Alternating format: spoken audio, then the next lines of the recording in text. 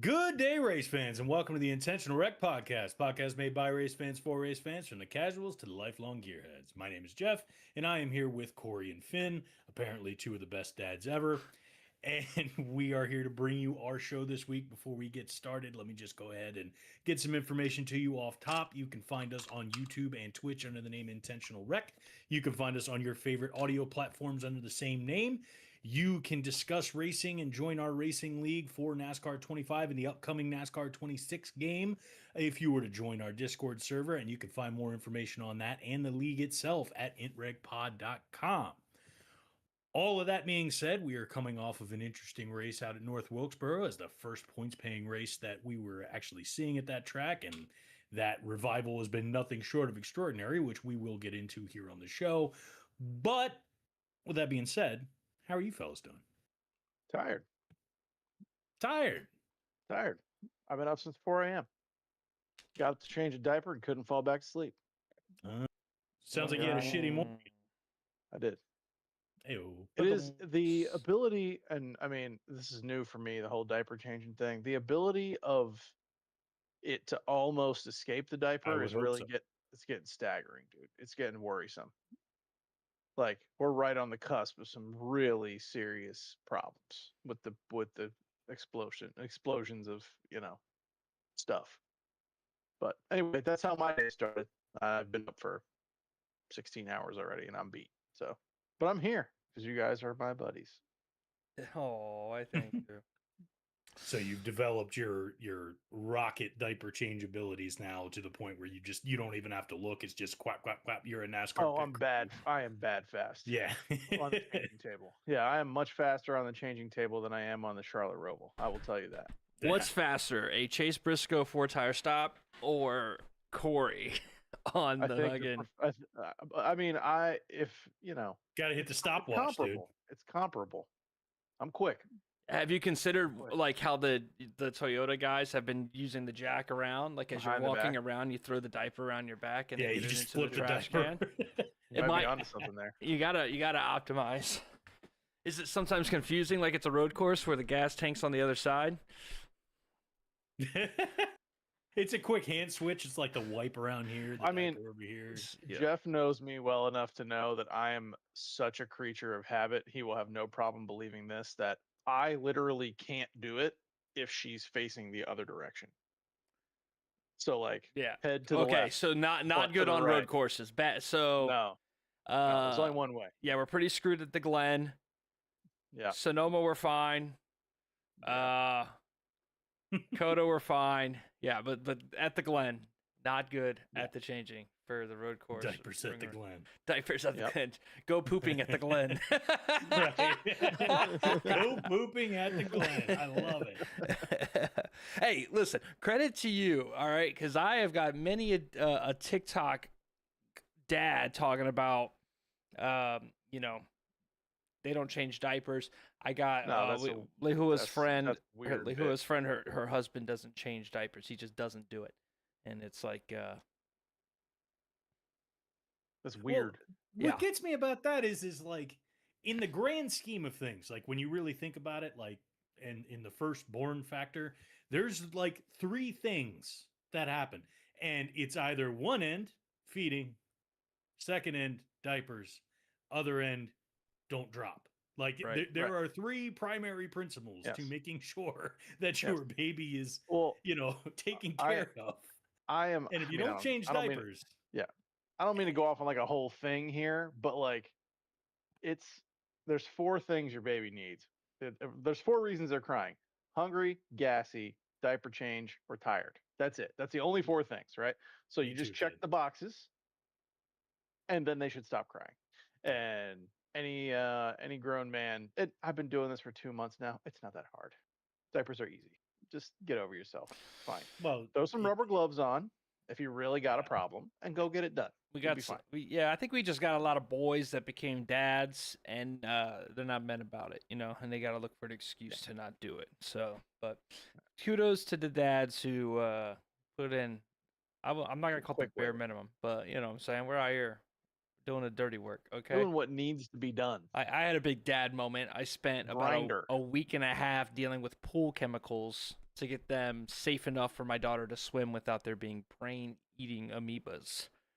Good job. So that's important. So yeah, I'm getting there to that age where, like other dads at the house, I'm like, hey, so what projects you got at the house? I'm like, oh, working on the pool pump, and then like I gotta have those conversations, Yep. So I'm the smoked meats guy in my neighborhood. you're at the part. You guys have hit the part where Yeah. you have to. There's a fork in the road in every man's life where you either really get into World War II history World War II or smoking meats.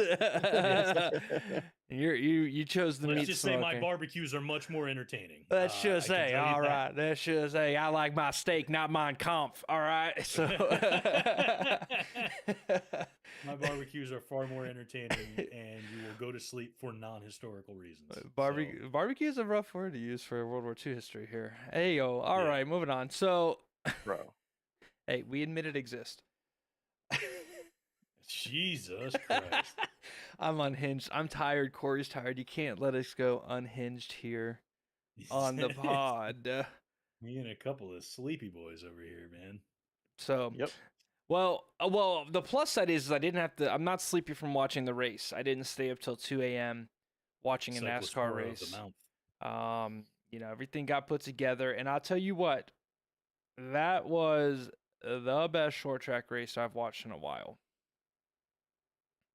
Yeah. All things considered, like for me, like this particular track, the speed may not be there, but the actual just being the actual like car to car competition is there, and that's what you're looking for in a short track. So I can't complain in that regard. Like it was much better than I had anticipated. Yeah, you think about it, like I can't think of a very memorable Richmond race. I mean, the most memorable Richmond race was the one we were at because you were screaming, but like, that was next gen, but like that's that. And then, but every time I also have gone to Richmond, it's like, okay, snoozer. Loudon had its moment with the rain tires. That was a big one for Loudon. Martinsville has been pretty much all snoozers lately, unless Ross Chastain's involved in the last lap. You know what I mean? Like when I'm talking about like, I'm watching like battles locked in. Yeah. Kind of going back early in that race, very quickly we found out people were falling off very, very fast. Eric Jones started falling off pretty quick. A couple of those Toyotas started fading really quickly. Yeah, Ty Gibbs. And then, obviously we come out, we put quick caution comes out. What was the first caution? Do you guys remember? Can't remember. Spun. I can't remember. Somebody smacked the wall or whatever, but caution, and then some guys come down, take two. Gibbs, Hamlin, SVG come out, take two on the pit cycle. Bell and Leguizano, I think, took four. They were a little bit further back. And we watched SVG pass Denny Hamlin and Ty Gibbs on speed and then lead 48 laps at an oval. That, obviously one of the most impressive performances from that team. My question... Did you hear his radio? Did you hear his radio? Oh, it was hilarious. Did you hear it, Jeff? He said, I got the lead. What the fuck do I do now? Yeah, he said, what the fuck do I do now? So here's one thing that's interesting, too, if we point back to last week. We specifically talked about this last week where we said, when we were looking at the bottom end of the chase, we said Joey Logano was one win away from becoming a factor and getting himself into the chase. When we were looking at all those guys that are on the cusp, and sure enough, Logano gets his win and makes his way up. But who would have thunk it that SVG is going to lead the laps that he does at this race and do what he does and basically put a wall up from Logano, vaulting him on another spot and putting himself in a more comfortable position? Because at this point, when I said that initially, I was not saying that with the thought that, okay, Logano can vault his way up, and I'm thinking he's going to take, 2 or 3 spots, and then all he has to do is start working his way into some top 10s to go and finish out the year until you get to the chase, and things are good. SVG comes out and has a hell of a race at North Wilkesboro, of all places, and puts the wall up. So now Logano is only within 30 points of falling right back where he started from. I mean, Logano's 50 points to the good right now. the next guy that can put him out is Eric Jones, and he's 49 points ahead of him. Sure. So Yeah. like, All it takes is one win. I understand, but Logano's in. Like I've had no doubts really. It's been a bad season, but once we took a look, I think it was that one that me and Finn did, just the two of us, and it was like, okay, let's look at what tracks are left. Joey Logano's making the playoffs. I think he's going to end up punting his teammate Austin Cindric out. Well, they're both 15 and 6. I think it's top 16, Corey. Yes. It's not top 15, Yes. right? Yes. So It is, so right. So I do think Jones could beat Cindric. Yeah. You know, he's only 33 points away from him. I really don't think that's that far off for how well Jones has been, especially considering how fast Jones was at Pocono, and we're going to Indy, same package. And I can't remember how Cindric was running there, but you know, that one's that. Well, but the thing that we have to remember about that specifically is that there's still a Daytona race on the schedule before the Chase, which the things are shaping up, considering who is sitting at that bottom point. Things are shaping up to be very interesting when we actually get to that Daytona night race because of the free-for-all factor. And this has potential to be one of the more entertaining Daytona races, especially at this juncture, than we've had in a long time, for that very reason. If any of these guys can inch their way up, right? Yeah, a little bit. But here's something that's going to matter a lot about that one is there a win and in? No, not a true win and in, right? But those stage points are going to matter so much that I think we're going to see guys that typically might be going, I need to get a good finish today. No, I need to maximize. I need every stage point I can get. So I think the stages are going to be a little bit more impactful at that kind of race, which will just naturally lead to maybe more wrecks, more racing, more wildness. But then again, you have a scenario where like Logano can just kind of look at how the stages are. If he's kind of on that cusp, not really push too hard, depending on his gap, and then can stay alive and then just be there at the end. And that might be enough at a Daytona race to get him in. But I wager there's probably going to be about that, at least one position in the playoffs up for grabs come Daytona. Sure. I can't keep it. Like, if you would have told me, hey, after this short track race, there would be one Chevy on the lead lap, and he would lead the second most laps in the race, who would it be? Shane is at the bottom of the list. Yeah. You know what I mean? So just Hendrick is getting bludgeoned right now. You said who? Hendrick, dude. Oh yeah, awful. So we'll talk about that, right? We're talking about how he ended up on the lead lap. How were there only 6 cars on the lead lap in this race? Well, you have nobody to thank but Alex Bowman and Blake Harris, who decided to pit off the top lane in the middle of a pit cycle, take out the 45, and trap pretty much all of his teammates multiple laps down. I was going to say the biggest Hendrick enemy was a Hendrick car. That was crazy. Elliott had speed. Byron, not race winning speed, but decent speed. Like, absolutely abysmal. And, you know, then we come out of the stage. Ty Gibbs ends up, I think he was speeding on pit road exit. So Ty Gibbs has to go to the back. He works his way back through the field pretty admirably. Probably one of the better drives if we go back and watch that, because I think he was a lap down, came out, unlapped himself, drove all the way back around the field and caught Bubba and Shane and passed him, and that, you know, gave him a top 4. That's a big, you know, I think it was you, Corey, was talking about how high Gibbs was on points day. Like, that's a real good, you know, obviously they had a real race-winning speed there. And kind of going back to stage 1, like, even him running down Shane and passing him, like, that was a breath of fresh air. Like, oh my gosh, he ran him down. Shane couldn't really block him. There was 2 actual lanes there at the racetrack. I just had a good time watching it. Normally I am kind of iffy on short tracks. It's cool I have it on, but I'm doing other stuff. We have officially reached Ty Gibbs is a threat to win every single week territory. If he doesn't beat himself and screw up, that car is bad fast. I mean, all the Gibbs cars are. That kind of goes without saying, but like, he can win any week. He could have easily won this race. I mean, he looks better than, Bell. Again, he looks better than Bell this year, you know? Yeah. He's got 8 top 5. Bell's got his own stuff going on with the wrist and all that. True. It's a bad year for Bell. True. And Ty kind of had that streak earlier in the year, you know, from Coda to Bristol, or Coda to Kansas the week after Bristol, where he didn't finish outside the top 10. 1, 2, 3, 4, 5 finishes in the top 5. It was good. Then he cooled out a little bit, but now it looks like he's kind of back on it. You know, 3rd at Sonoma, 8th at Chicagoland, 4th at Echo Park, 4th here at Wilkesboro. Like, now he's going back on a stretch, and that's huge. I mean, dude, if it's Ty Gibbs wins the championship after we get rid of the playoffs, that is an insane storyline. Bona fide contender. Bona fide.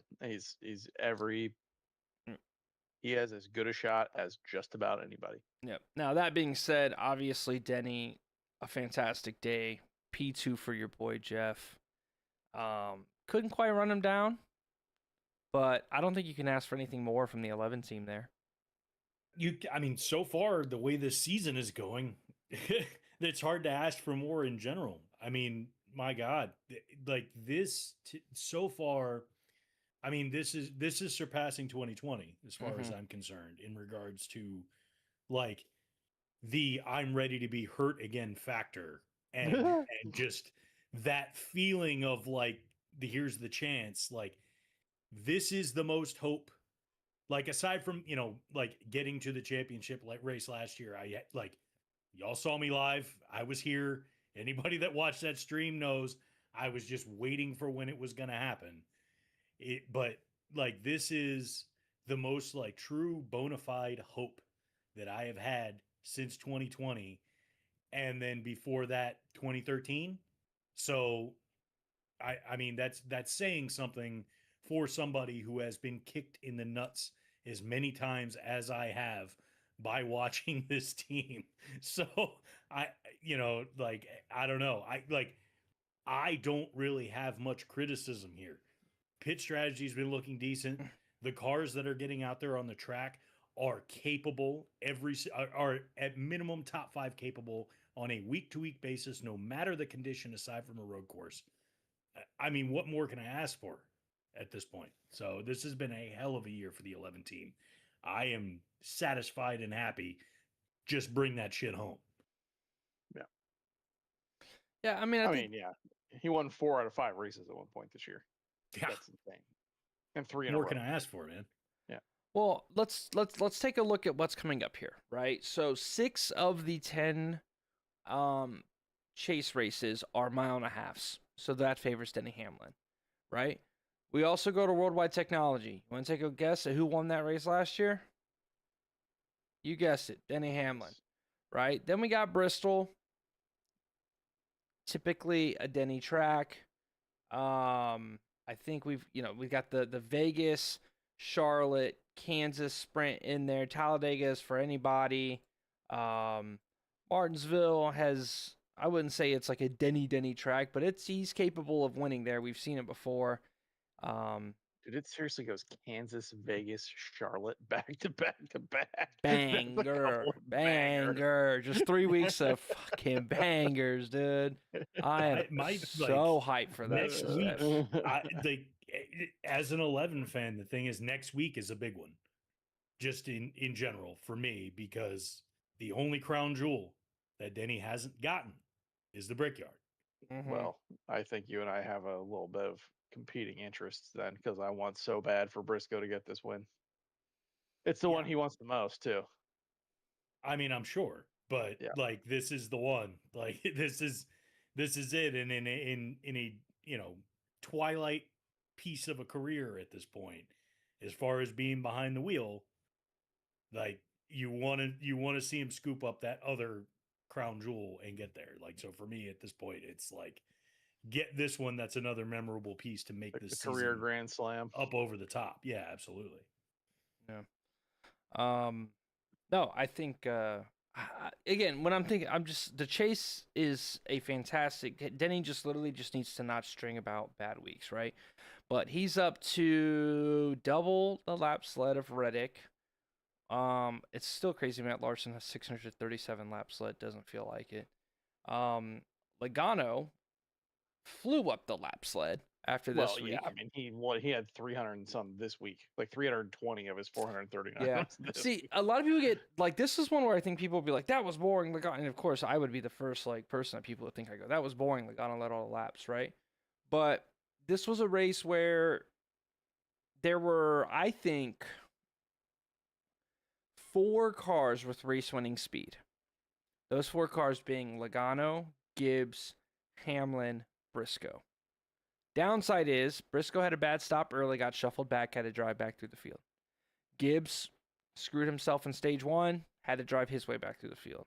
Hamlin worked his way up, didn't really get to capitalize on the chances that Logano was a little bit weak through traffic, as well as that final pit stop, and was never really able to get up to him, right? But I'm not going to blame Logano and say the race sucked just because the two of the 4 fastest cars had to drive through the field. The mere fact that they were able to drive up through the field and finish 3rd and 4th is enough for me, right? Because how many times in the past have we seen they get stuck back there in traffic, can't fucking go anywhere, and the fastest car on the track finishes 20th, and you're like, well, what happens? Like, well, car can't handle. I would say also if Blaney didn't have to start in the back, he may have well been a contender. I don't think so. And the reason why I don't think so for Blaney is he was just a smidge faster than SVG. There was some periods during the race where he was really behind Briscoe, and Briscoe was just kind of hauling ass for a bit, and Blaney had like a fall off point. There was just a point where Blaney just was not able to compete with those other guys. But yeah. I do agree, probably a top 5 car. Had he not had, I think, what did he have, a penalty? Had he not gotten the penalty he had, speeding on entry, that's what it was, speeding on entry. Yeah. SVG probably doesn't get that top 5. A hilarious speeding on entry, by the way. Yeah, super late calls. He bombed it in the pit road. Yeah, super late calls in that, from him, and then of course the 48 machine. So they had the black flags turned off for that race. And Blaney was like, "F it." Heyo. And then the big one here though is the in-season tournament because of that. Because Bowman got Elliott trapped a lap down. We have Todd Gilliland and Blaney in the in-season tournament finale next week. Yeah, I love this tournament thing. Yeah, I love it. This is just a sport that anything can happen, dude. I get why March Madness is cool, but 9 times out of 10, your championship is going to be won by some blue blood, 1 or 2 seed, whatever. NASCAR is different than that. And if all you're talking about is finishing position, man, anything could happen. You could be in first. You could lead 90% of the race, and some backmarker wrecks in front of you, and you're out. Mm-hmm. Like anything can happen, and it makes it really. That's a lot of luck involved, but still, it's cool to see because it really shines a light on some of the guys who maybe wouldn't always get as much shine. Someone like Gilliland, or last year it was the ties, Ty Dillon and Ty Gibbs. Right. NASCAR for years was so obsessed with their like Game 7 moment, right? And that's what led to this horrible era of the playoffs. This is such a good middle ground. I'm gonna be honest with you, I like the in-season tournament more than I like the All-Star race. Well, yeah. The All-Star race is so bad. Yeah, it used to be a lot better. But even then, like, at the end of the day, it's hard to have people step away from points paying races. Like, you know what I mean? Like, but this is still big money, but you throw it on top of that, and now it's a unique scenario. And what's even great is you look back at Indy last year, Todd Gilliland and Ryan Blaney finished 6th and 7th. Mm-hmm. So we got 2 cars that are fast there, 2 Fords. Gilliland finished 1 position in front of Blaney last year. Both started late, drove up through the field. So their both fastest lap was 1/100th from each other, 50.89 to 50.88. Obviously more of a drafting track. It's a good matchup. Yeah, and it's gonna be a lot of fun to watch. And I do hope Gilliland gets the upset. Not that I hate Blaney, but like, course, you know dude. me. Everyone wants it. If you're not a Blaney fan, and it's like I'm not even. Everyone wants Gilliland to get some shine. There's nothing wrong with that guy at all. Yeah, because twice in a row we're giving. Because here's the thing, the All-Star race is not really going to give a lower driver a chance. Yes, they win the Open and they get their 5 minutes of fame before they get absolutely slapped. You know what I mean? I can't remember the last time like an open car like even kind of performed well in the All Star race, moving up to the All Star race. So this is a good opportunity for Todd, and maybe I mean, they just re-signed him, so if I'm Todd, maybe hold out a week, brother. Fuck. Yeah. You know what I mean? It's also something like Blaney is. Say what you want about Blaney, he is a star. He is a star of the sport now. So putting a star up against a guy who's, lesser known, it's great for everyone. I mean, you got your classic sort of like Cinderella story. You got your blue blood Ryan Blaney, star of the sport. Their dads used to race against each other in Cup. Yeah, it's a cool story. Both of their dads are Cup guys. There's no downside to this tournament at all. There's no downside. There's no downside for NASCAR or the drivers or anyone. Yep. You're going to get a matchup. You're going to get something worth watching. Indy's an interesting track to have it. I feel like it's a hard thing to celebrate that because unless they win the race, like it's still like the crown jewel it's still somebody else's day. But I'm not gonna pick a fight with it. It has to be around this time frame because this is we're late in the we're pretty far in the season. You know what I mean? Like this is part of the season. This is part of the season where it makes for a really special race in mid-July, even if it's there's nothing else on the sports calendar right now. True. Why not put a bunch of eggs in this basket and try to get as many eyes on it as you can? Right, because there's a bit of fatigue with NASCAR at this point, right? The NFL's starting to kick up, training camp started, so that news is creeping in. Everybody's fantasy football teams are getting in line. Everybody's getting ready for that. World Cup just ended, but we've been going, for 7 months here or 6 months here in NASCAR, so it definitely can get to the point where you're like, okay, I'm a little so. Having something like this to kind of gear you back up and then get ready for a really good playoffs is.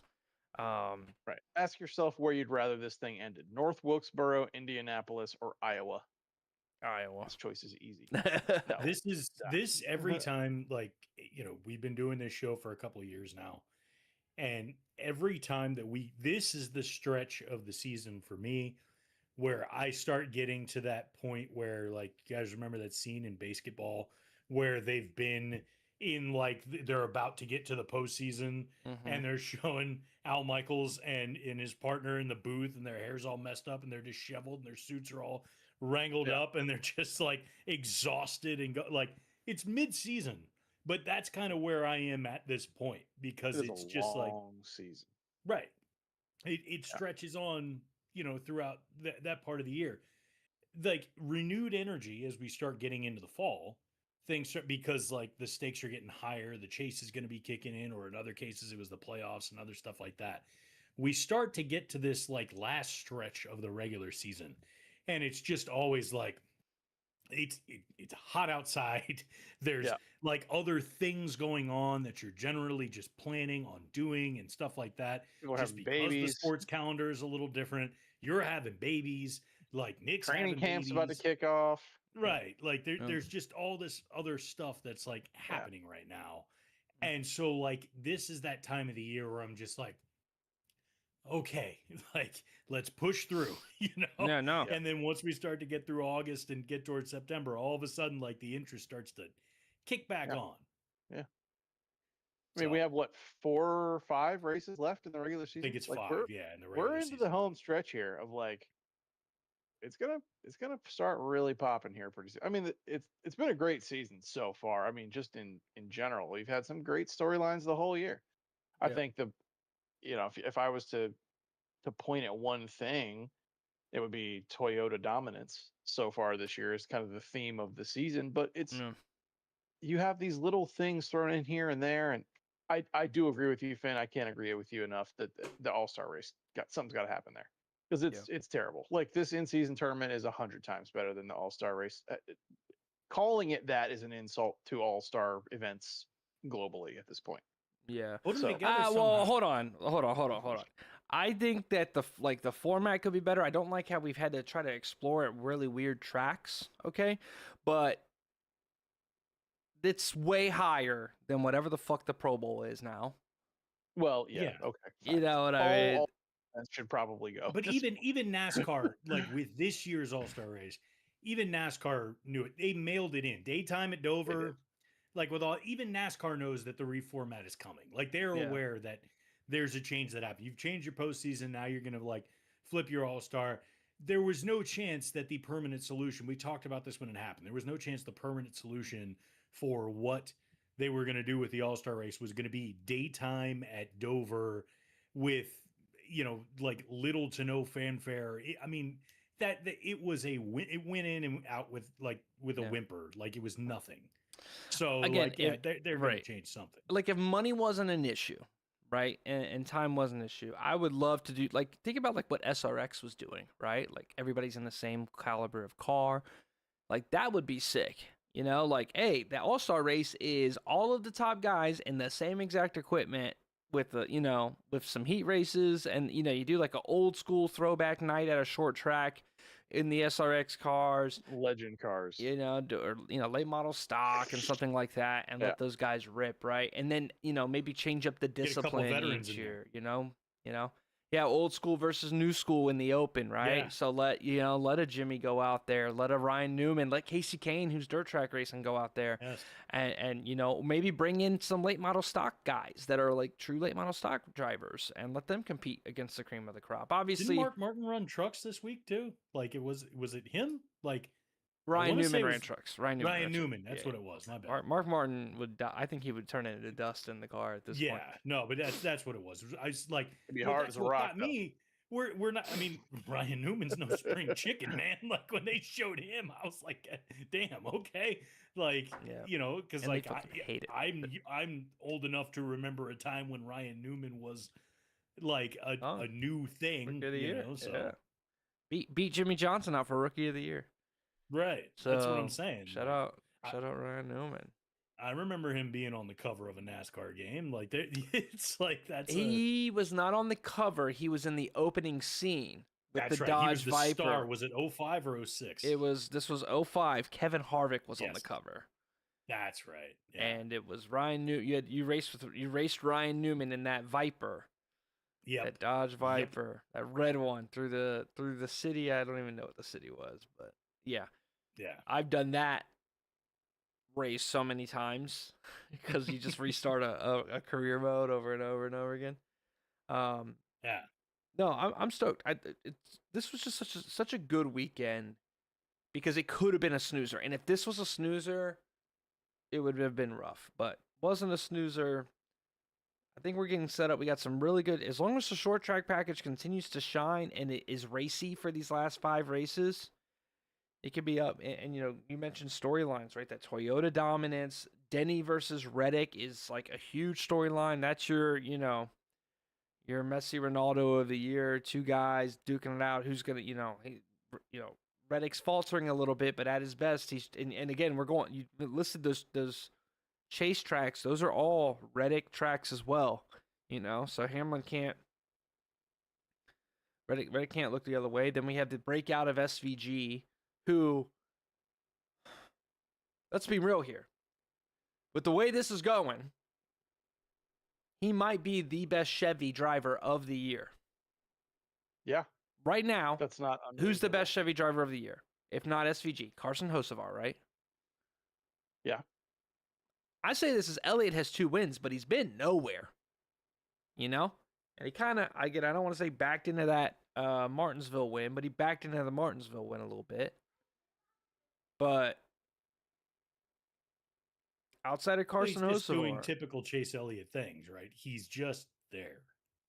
Right. It's not, that's the reason why he is where he is in the standings, is because he has just consistently been there. He's not, he's had a few races where he's been a threat, but to your point, it's not somebody that every single week you're like, oh God, the 9's coming. Right. Which it hasn't been the case the way it has been with the 12, the 45, the 11, and even the 54. Like that's a weekly occurrence at this point, that you get to that midway point of the last stage, and those are the cars you're looking for. You're looking for it at any point. And so I would say at that point, it's probably the 77. If I'm looking at it from that factor, because that's somebody I'm looking for at any given time when we're down to that last stage, outside of the 11, 45, 12, or 54, I'm looking for the 77. Yeah, I mean, you think about top 10s, right? Shane has 7, Chase has 8, Carson has 8. Top 5s, all of them have 5, right? Chase and Shane have 2 wins. Now, obviously, Shane's is in his main discipline. He's got the worst average finish of the bunch. But, like, it's crazy to me that, that's, we're looking at a scenario. If he keeps how he's going and these Hendrick guys can't figure out their stuff. Now, obviously, Larson's leading a ton of laps. I don't know what's going on with the 5. He's obviously been the fastest Chevy. That's, I'm not saying Shane's the fastest Chevy, but like they're putting the weekends together. They're ending up in victory lane when they have the fastest car. They're finishing top 5 and not making mistakes at a track like this week.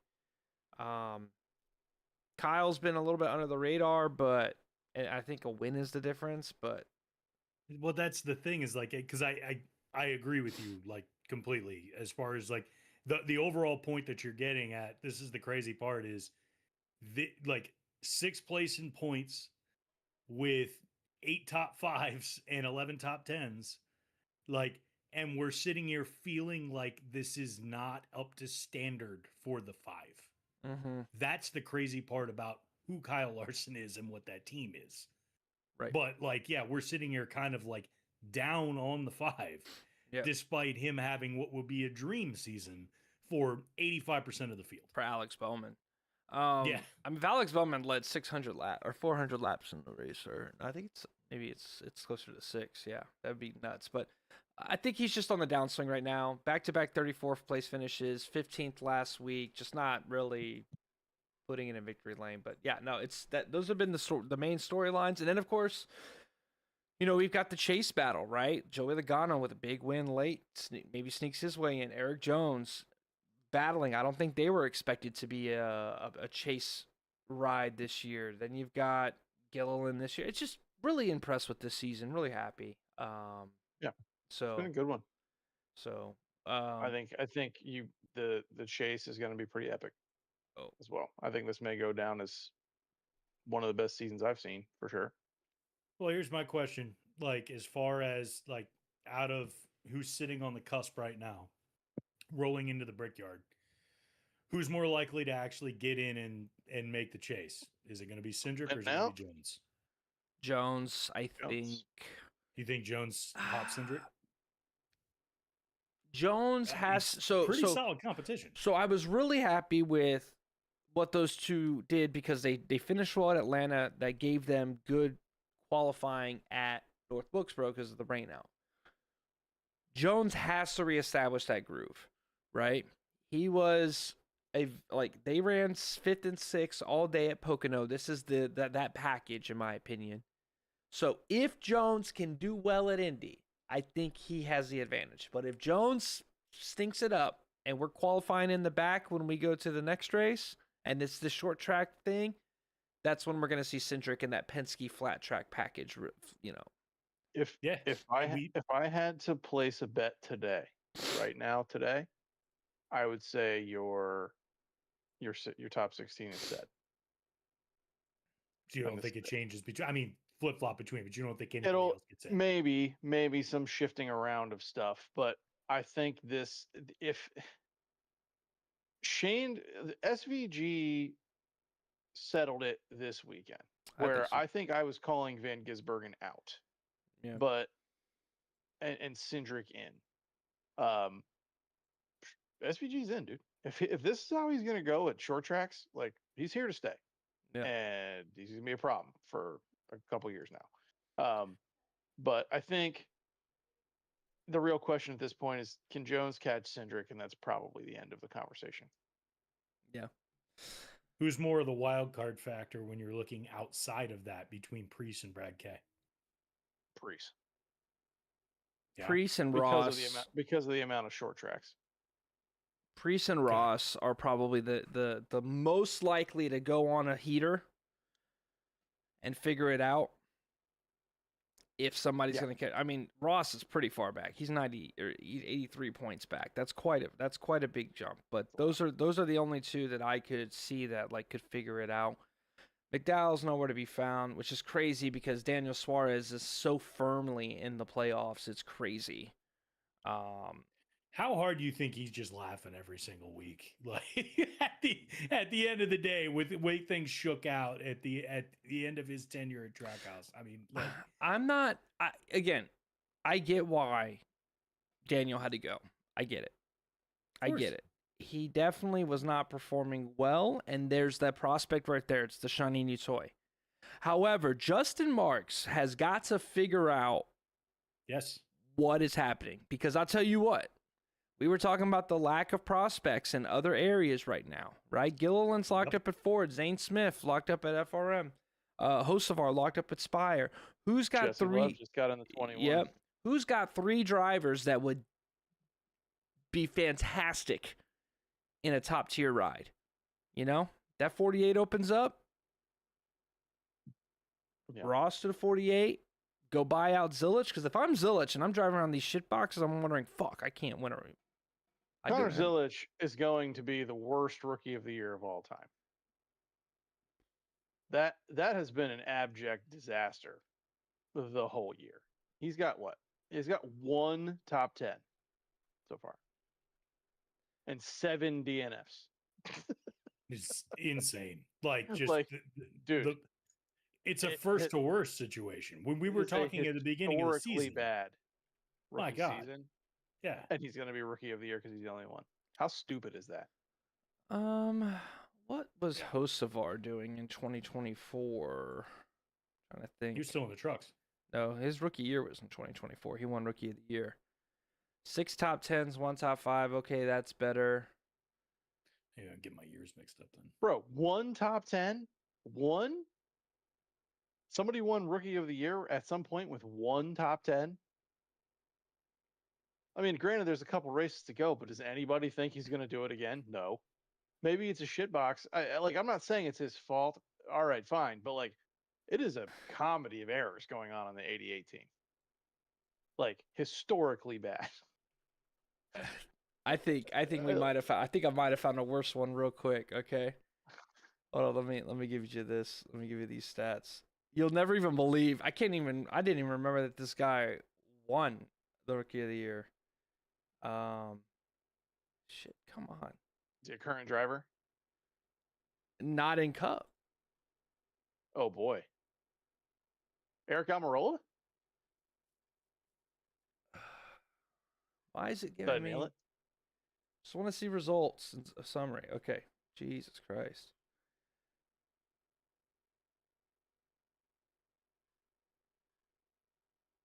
The 2019 Rookie of the Year for NASCAR was Daniel Hemrick. Oh, okay. Exactly. Jeff just went. Excusez-moi, s'il te plaît. In Right. 2019, his best finish was a 5th at Talladega and a 7th at Pocono. So still better. He finished 25th in points. This was Markedly driving. better. Can you guess what car he drove? The 8 for Richard Childress. Ouch. So Daniel That Hemrick. is insane. My God. Connor Zilich is going to finish above only Cody Ware of full-time drivers. Yeah, that's rough. In points. I mean, there's still chances, right? But season's not done. But average start 25.1, average finish 27.8. Yeah. That is terrible. Daniel Hemrick might be the most confusing NASCAR driver I've ever seen. So Daniel Hemrick, I didn't even know he won 2019 Nextel Cup Rookie of the Year, right? 2 years later, he's racing in the Xfinity Series. He has 1 win in the Xfinity Series over 7 years. He's ran 189 races. He has 1 win. It was when he passed Austin Cindric at Phoenix on the last lap to win the championship. So he's an Xfinity Series champion. He has 1 career win in Xfinity, and he only won because of the Final Four. That might be the most egregious stat line of all time. You know what I mean? Like, yes, he's a champion. He has 1 win. And then, of course, 2021 Xfinity Series. Yeah, Austin but here's Cindric had 5 wins. AJ Allmendinger had 5 wins, and he wins. It's going to be tough for you to find someone who's had a worse rookie season and been considered rookie of the year. It's going to be a challenge. I mean, I think I think that one's close. You know, obviously, like Brett Moffitt has a rookie of the year in 2015. So there's definitely some that are like, again, one but of those. But they had like, worse careers than we expect Zilich to have. I'm literally talking about only the rookie season. Another thing to consider is what ride were they in, right? Sure. I mean, Daniel Hemrick only has 2 top 10s, so right now all he has to do is get one more top 10. One more top 10. And he's tied Daniel Hemrick. Not to mention the age difference. So, but I don't disagree with you for being one of the hyped up as a NASCAR prodigy to what the hell is this? What the hell is this is certainly a different I'll tell you this, sure are a bunch of Chevrolets at the bottom of the point standings. Dude, it's rough. Man. It is not acceptable. Hendrick has got to figure their shit out. 27 to 35 of your full-time drivers is like 8 Chevys and 2 Fords. Yeah. That's rough. Tis rough. Shall we talk IWP? Get good. Oh, no, go ahead, Jeff. Indeed. No, I just said get good. Get good. Yeah, I would love for Bowman. Let's talk IWP. We got the Roval tonight, fellas. Yes. Yep. Who practiced? Very much the kind of track that, like, there are, speaking of wild card factors, like, I know that within our internal team comms, like, I know Dilly is hyped. He is ready to run this track. He has been practicing like crazy and doing very well at doing so. So he's your favorite to win tonight. Flat out. Yeah, he's up there. There's been, I've seen the 8 car, Solomon. He's up there putting up 125s, 126s. And Snugs is always practicing, but Dilly's in the 124s. Dilly's got Snugs in this one. And he's got some speed, so it's just going to be managing the traffic, right? Managing passing people, and we'll have to make sure as admins we prep the league for that. It's pretty fun. A little bit easier to drive than I thought. When I went there and did some practice.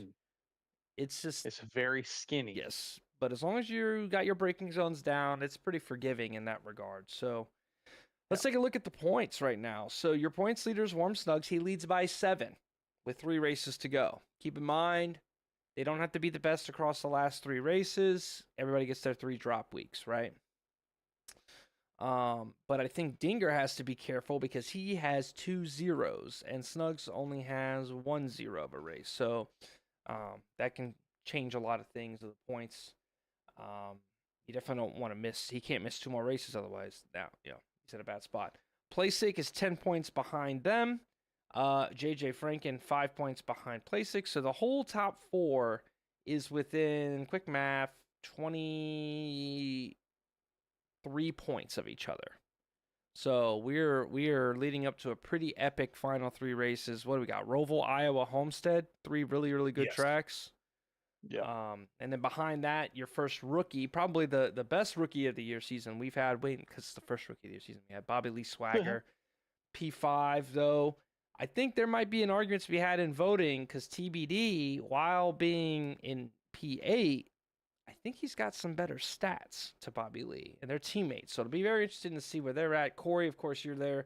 P6, so close. You've had a really solid 4 races in a row, though. 50 points, 40 points, 46. Yeah, top 5 them all. Yep, you've been on a heater. I have strung together some top 5s. I'm averaging a top 5 finish this season. Yeah, I know the glory is in the win, but you have been on point for all the races that you haven't missed, considering the amount of practice you haven't been able to do with the little one. Almost none. So the 88 has bowed out on the season. So though he sits in P7, he will no longer be gaining points. TBD, your next rookie, Dilly Toon sitting there, P9, Fat Randy, P10, and that's your top 10 in the standings. And there's obviously there's nothing within that, there's no difference between it 7th and 11th. It's not like payouts or anything. Really good close points battles. So really good stuff all around. Super excited. It's gonna be a fun night because RPM has got the team championship wrapped up. Oh yeah, team championship. I think they're ahead by 384 points. Yeah, that's wrapped up, dude. That one's over. So good for them. That is a mod squad over there at RPM. They're crazy. Yeah. Well, I think this season has been fun because we've seen more people shine in a way that we may not have initially, not that we didn't expect. It's more along the lines of we're seeing some parity, we're seeing some more people shine. Yeah, the team championships wrapped up, but there's more excitement going on from a race to race basis than we would have expected. We're seeing some interesting people starting to make their way up to the top and make significant improvements from week to week. Well, yeah. There's also two guys who are conspicuously missing for a month now. Yeah. And it makes things different when Dents and Nick are just nowhere to be found.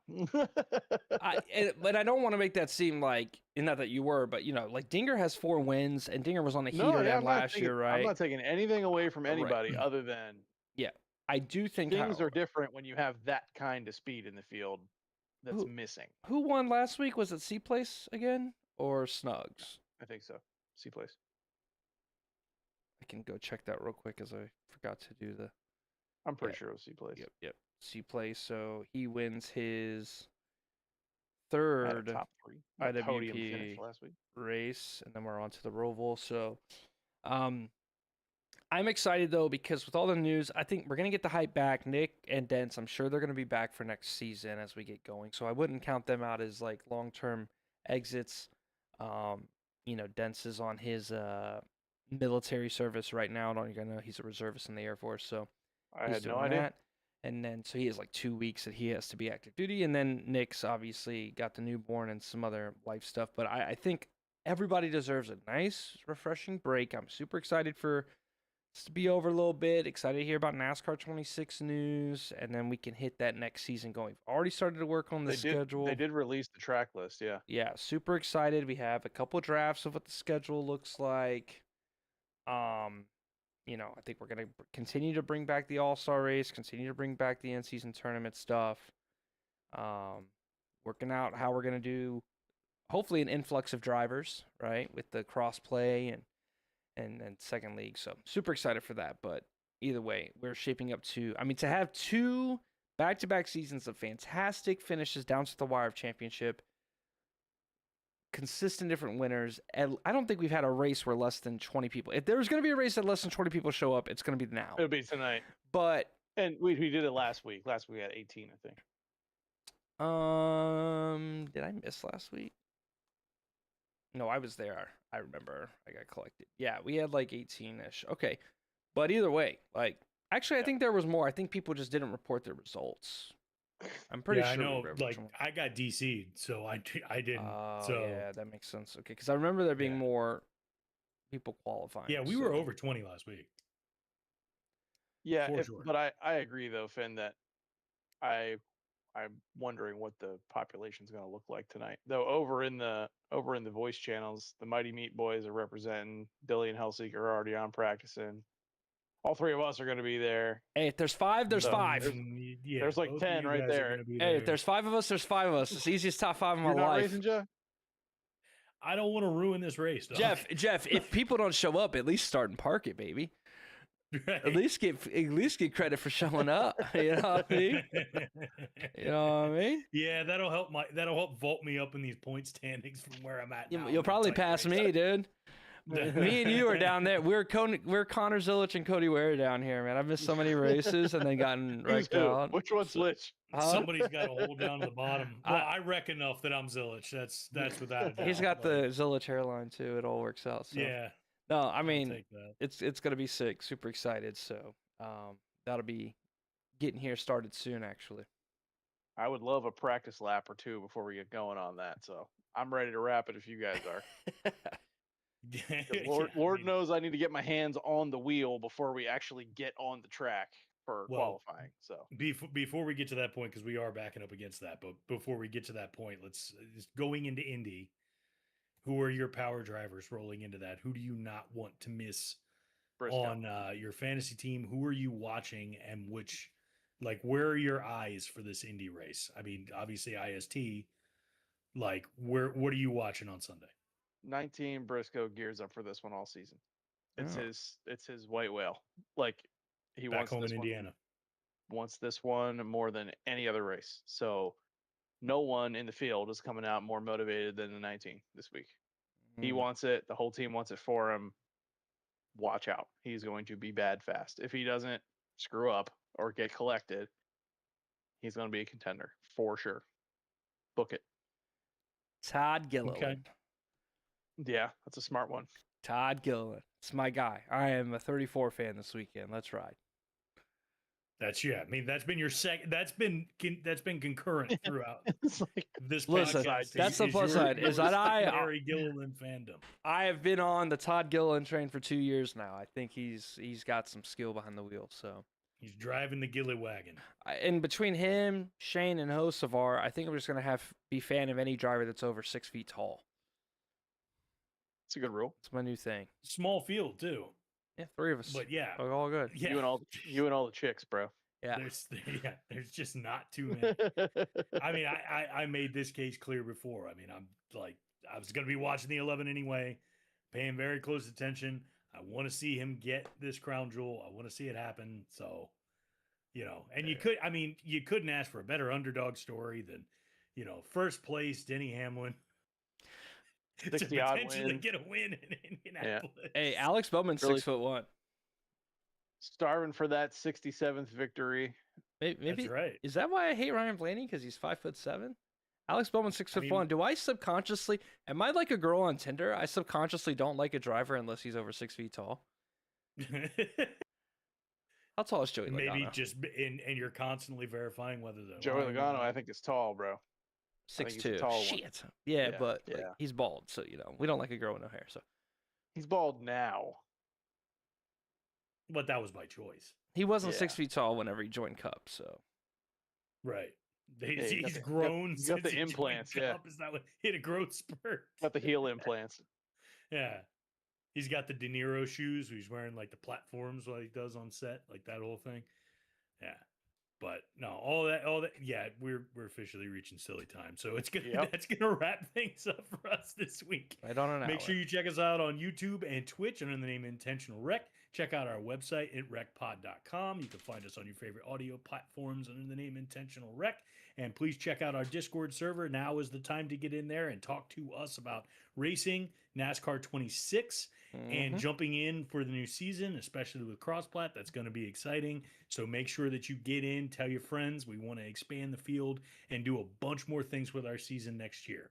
But all of that being said, everybody have an awesome race tonight. Make sure you tune into that. There will be plenty of streams. And everybody have an awesome night.